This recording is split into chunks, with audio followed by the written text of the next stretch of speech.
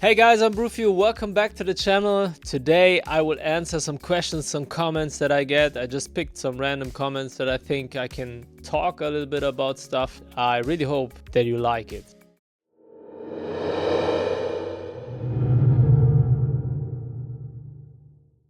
And one of the first things I want to say before we start the video is go to brufiomusic.com/gift. And I will give you some amazing home studio recording tips and ebooks, my drum sample packs, a Cubase mixing and production template. It's so much in there, so check it out, brufiomusic.com/gift. And the first comment I want to show you today is this one.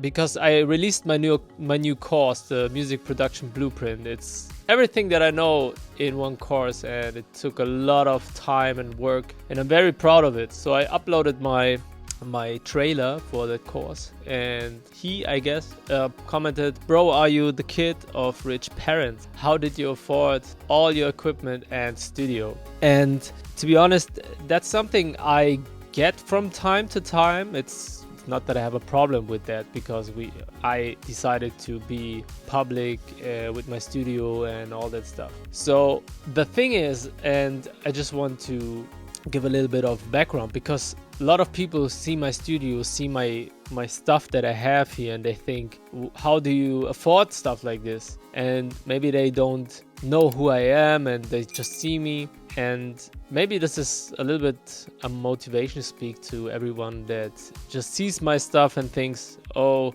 he's, I don't know, rich, or his parents bought him everything. And that's not the case at all. So I'm doing this for over 15 years. And since then, so I grew up, my mother was alone, so no money there.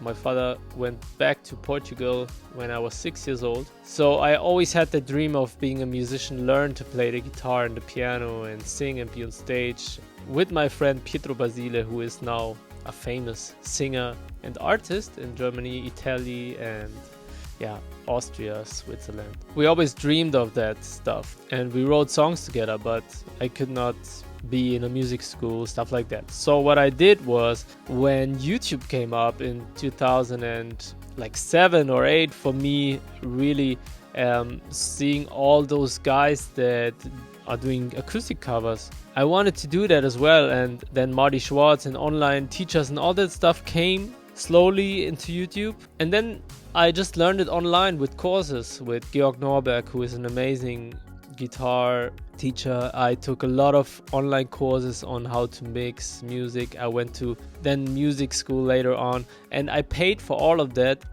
First, I paid nothing because I just learned from free content, and then I used my apprenticeship money to get a financing in like my little setup. I bought an interface, an Apogee One, a computer, a laptop, a MacBook 2009. It was a white one with GarageBand, some headphones and a guitar, and my first good guitar. And then I just woke up, sleep, breathe, live music, learning all that stuff, recording myself, recording my first album, recording friends. And this never changed to this day, over 15 years later. Everything that came was a little bit stupid from my side, because I took all my money all the time and bought stuff that I think could elevate me. I lost a lot of money that way, but also I learned a lot of stuff because I had equipment stuff earlier than I should have maybe. Everything that I went through and all the effort that I made, I don't need fancy clothing, so I don't buy clothing all the time, new shoes and stuff like that. I'm not living in a villa, and I put all my money into the music thing. And this is my only thing, the only thing that I always wanted. I just wanted to make music all day, every day. And I just dreamed a little bit bigger maybe, and stupid I think as well, because for example my U87, Neumann U87, I bought it and I thought, when I have this microphone, other people will think he has an amazing home studio with a Neumann U87 and I want to record there. and it worked. People saw the microphone on my website that I built myself, of course, and yeah, they came here to record because I had a Neumann U87. And that goes on and on and on. If you want to check out my video, go onto my channel and check out my story. I explain a little bit how I went from having nothing to this cool studio now, which I'm very proud of. And still, sometimes I'm selling stuff if I don't use it, buy new stuff. It's just my life, okay? It's my life. And I don't have rich parents, as I said. I just have multiple income streams now, being a producer for some artists, doing work like mixing and mastering work, or consultation, songwriting, sponsorship stuff, videos for companies, my courses. I mean, there's so much stuff you have to do to keep going in this day and age. So that's what I'm trying to do. So CFox 7, I think you can do it too. Give it your all, my friend. All right, then Michael Moore 5915. Thanks for showing the power of the looping for the Phantom, Roland Phantom. I think people don't realize it basically replaced 5 pieces of gear. Man, the Roland Phantom is such an incredible piece of gear. One of those things that you have in your studio and then you realize, man, I'm a guitarist, but this is the best thing that I have in the studio. And the Roland Phantom is that piece of gear. I learned so much with this thing and I know it in and out, and I had the most amazing loop setups built with it. It's just crazy. The inspiration that it gives you is just unmatched, and you can make beats with it. You don't need a computer. It can do everything. So the Roland Phantom 8 for me is maybe the best equipment that I ever had in my life. So it's really, really cool, and I'm really glad that you like the loops that I did with it. Then my video, how to turn your male voice into female like a pro and vice versa.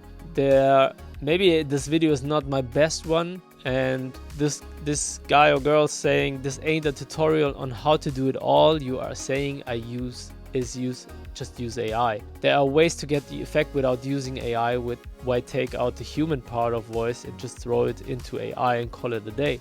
People who are watching this video and are producers who care about their art, I'm sure would rather have a tutorial actually explaining a method to get the sound. This isn't doing it like a pro. You're just being lazy and using AI. I get the comment. I get it. Really get it. And maybe in this video I did not explain it as well, but what my thought process is, and that's what I'm also talking about in the video and in all my AI videos, is I just want to know what's up in the world of 2025 with AI. So I need to be on the pulse of what is possible. And one thing that I have to say is I'm always using AI not to replace anything. It has to be something that I can use to lift my creativity, to bring me to ideas that I didn't have before. And for the male into female vocal, I think AI is perfect. We all know if we search things like that. So I'm a male singer now, and I want to have that sounding like a female singer. You can now pitch up your vocal. You can now transform the vocal. You can de-throat the vocal, so it sounds a little bit like a female vocal, but it will never, ever, ever sound like a real female vocal. In this case, what I'm doing is I sing the song myself. I sing it into the microphone. So you have to be able to sing it, you know? You have to be an artist. You have to be a producer. You have to know how to do your stuff. And with this new technology, which is giving us AI, you can then have your vocal, which I'm doing in the video, and then say, I want that vocal to be sang by Dua Lipa, for example. And even though it will never sound exactly like Dua Lipa, and I don't pitch it or anything, I just use my vocal. Yeah, use Selena Gomez, for example. You get the vocal back and it sounds like a female sings it. It doesn't sound like Selena Gomez, for example, or Dua Lipa. But it sounds like a female is singing it. So when I am now recording my song and sing, or I record the song, sing it, and then I have a real sounding female vocal in there, I don't get the point of taking out the human part of it. I was singing it, you know? So that is the human part. It's still a vocal that is sang by me. But the important point is, when I'm pitching my song to a label to maybe it get, so they want to buy it, they want to use it for an artist, which I'm doing a lot. They listen to it, and they listen to it for the first time. And when you then have a nice female vocal on it, they can exactly know my imagination was, and if it fits to a female singer. If they listen to it, and which it was like that the past 15 years for me, and I sing it and it sounds like a this or another female vocal, they will maybe say, oh, the song is cool, but it's not it. But if they listen to it with that amazing female vocal sound, they know exactly how it will sound when they put it out with a good singer. And man, I would love if people would get that point, because I'm not trying to erase humanity. I'm always that acoustic guitar vocal guy. I love bands. I do a lot of covers with in the band, and I'm all for real music. And I also am not a big fan of AI in the sense of which is what is going on. People can just sing a song into it, and then they have a song. Suno makes everything for them, they release it. That's not what I want to do. But you can turn your male vocal into a female vocal and vice versa after you have sang it, you know. And that's a cool thing I think that AI gives us. Alright, RWO. Is it a must to get mixer for outboard gears mixing, or we can just get multiple line audio interface for outboard gears? If I understand the question correctly, it's he has some outboard gear and wants to know if he needs a mixer to incorporate it and mixing with this outboard gear, or if he just have multiple lines into the audio interface to use the outboard gear. And a mixer essentially is just an interface. My mixer here can also be my interface. It has ins and outs, mic ins, line ins, exactly like my interfaces. So you only need enough in and outputs for your output gear. Then you can just use it like plugins or mix with it, whatever you want. I have videos on that. It's exactly how you do it. Just out of interest, dude, RMCA11, do you have ADHD? The relentless pursuit of perfection, all the little things that annoy you about the different models you've tried, never be truly satisfied with your choice. He talks about the PRS Silver Sky video. I am ADHD and I get quiet like this and it's annoying as hell. But I gotta accept it. It's just received a perfect Made in Mexico Strat, Sonic Blue with roasted maple and a Fat 50s the other day, and your video has me wishing I'd bought a Silver Sky. So the Silver Sky video really went viral in the sense of my typical viewership and channel size. I love that so many people resonate with that video. And no, I don't have ADHD. It's at least not a doctor said it to me and has been diagnosed. But the pursuit of perfection, I think I have that, and that's what keeps me going every day. And I want to find the perfect guitar microphone interface. I want just to have the perfect workflow, and I'm very happy currently with everything that I have set up here. So this one is from Edwin Castillo.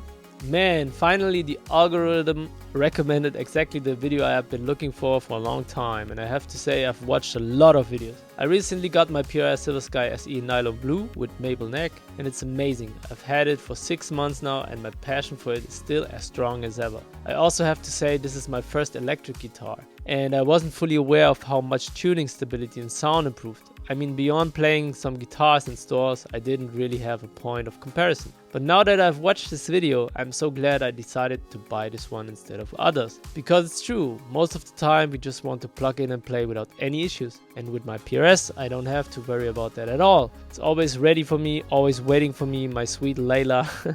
And I truly believe that the best is yet to come. You ain't seen nothing yet. Man, Fender really made a mistake ignoring John Mayer's suggestions. Thank you so much. I mean, for someone to write such a long comment means the world to me, really. It means the world to me, and I'm so glad that my video helped you decide. And I think if PRS gave me a commission for that video for every sold PRS Silver Sky USA and SE, I would be very rich right now. So that's really cool. Yeah, but this guitar is just great, and for the $599 price that it has, it's unbelievable. Jesus Armas official. When I first started mixing, I was going with the top-down approach. And while I still use it to some extent these days, I've moved towards a bottom-up mix approach using channel strips from Solid State Logic, and the results have been nothing but great. It takes time to master for sure, and the limitation to only work with one plugin, all of your tracks except for your main groups, does help a lot when gluing your mix together. This is by far my favorite approach for mixing in the box. Yes. So I also talked about that in my course, that the suggestion in the beginning is maybe use top-down mixing. So you have all your tracks, then you bus them, group them together to vocal bus, where all the vocals hit, bass bus, guitar bus, and then you just try to manipulate those buses or aux tracks all together. So you say the vocals all need high end, the vocals all need that, de-esser and stuff like that, or reverb. And in the end, if you still need something, you go back into an individual track for one specific vocal and try to fix what the problem is. Creativity, things like ear candy. But over the years, I also started to deviate from that, and then I knew exactly after 500 mixes, you just know, okay, I need that, and that. But at the beginning, it's such an amazing thing to have a step-by-step guide, and then you can just, when you are at the specific level, you can then deviate to all the things that you want to do, and you know how to get there. At the beginning, you start with A till you are at C, and then later on you can start with C because you know what you have to do for A and B. Hope that makes sense. And if you like that approach and you move towards bottom-up mixing, which I think is also cool, that's what I'm doing, for example, with drums most of the times. I push up my kick, then my snare, do the snare, and then when I have the amazing sounding drum kit, then I bring everything in and mix it around the drums, because drums are so important in a big mix for me. But you can also do that with vocals, stuff like that. So creativity is endless for that. But thanks for the comment. The recording block, man, it's so this is recording block, Jonas, really, really cool dude. And man, I think 2014, when I released my EP, Still Not Done, I was a big fan of Joe Gilder, Home Studio Corner. He was one of the first ones to do it on YouTube, the recording, teaching stuff. And Jonas was also a big fan of Joe. And when I released my music, Joe played it in his podcast and gave me some feedback. And then Jonas wrote me and said, hey, I'm also from Germany and I listened to your song because of Joe Gilder's podcast, and just wanted to say it sounds amazing and stuff like that. And I got back to him telling him, thank you so much, it's amazing, and maybe we meet someday. And then he had this recording blog, and I saw it had almost no subscribers, stuff like that, but he did his thing in German, and now he has, I think, 60 or more thousand subscribers, and really does an amazing job and has this recording blog. And he commented, what a journey on my journey video. You've earned everything just by believing and moving on. Awesome. So keep it up, and maybe we'll meet anytime, anywhere. And man, Jonas, if you hear that, I would love to be on, I don't know, your podcast or talk to you and just catch up after 11 years later. Would be awesome. And I love your channel, man. And thank you for watching my story video, because it means a lot to me. It took a lot of time, and hopefully you enjoyed it. Guitar Tone SA. Great video production in a beautiful studio. Profile sound excellent. He's talking about my Kemper profiler pack. So what profiling tricks did you discover to create the final profile? And I have to be honest, I'm not the super nerd when it comes to profiling. To be honest, I know how to record my guitar amps, and I know how to make them sound amazing. And typically, I'm just using an SM57 in combination with a Royer 121 or my Neumann UD7. But Shure SM57 is a lot of times just my choice. And yeah, I know how it sounds good recorded. And when I profile my stuff, I profile them like I would record them into my DAW.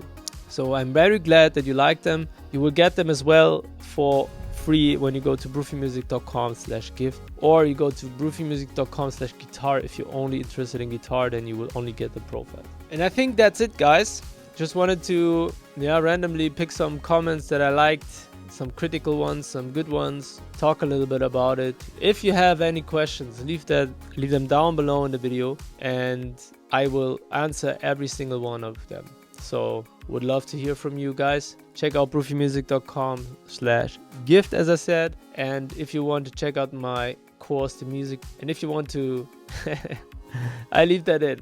And if you want to check out my course, the complete music production blueprint, then go to brufiomusic.com/course. Okay, that's it, guys. See you in the next one. Peace out.